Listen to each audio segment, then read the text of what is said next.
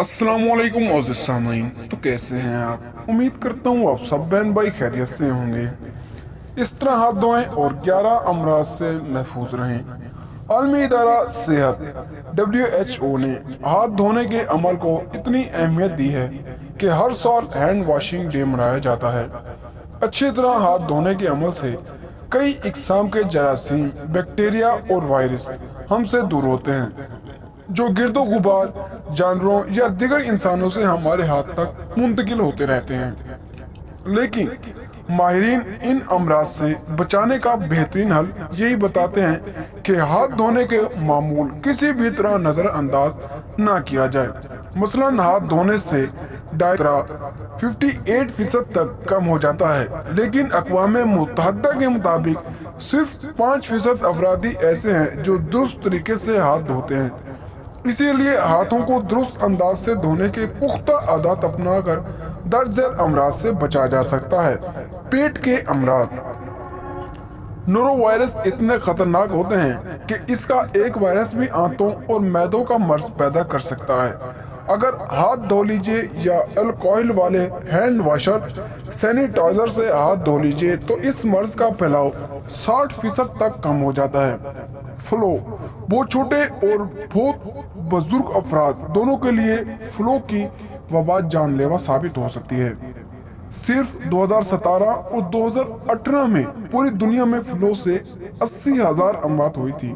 کیونکہ یہ تیزی سے پھیلنے والا مرض ہے، ہاتھ دھونے سے فلو کے جراثیم دور ہو جاتے ہیں اور یوں آپ اس موذی بلکہ جان لیوا انفیکشن سے بھی محفوظ رہتے ہیں۔ گلابی آنکھ۔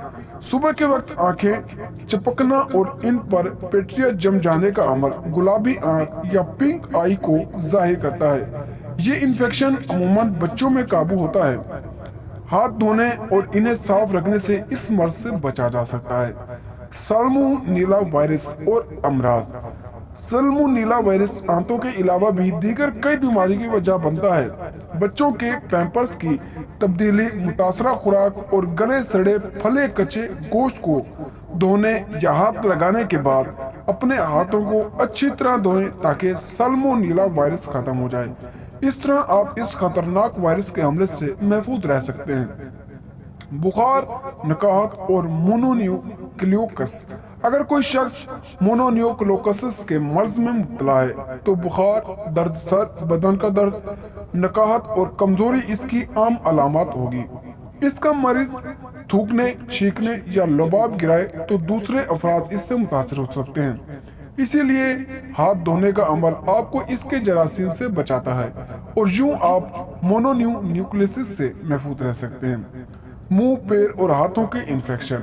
بچوں میں کوسس کی وائرس سے ان کے ہاتھوں اور پیروں میں تکلیف دہ سوزش ہو جاتی ہے، جسے ازالہ اچھی طرح ہاتھ دھو کر ہی کیا جا سکتا ہے۔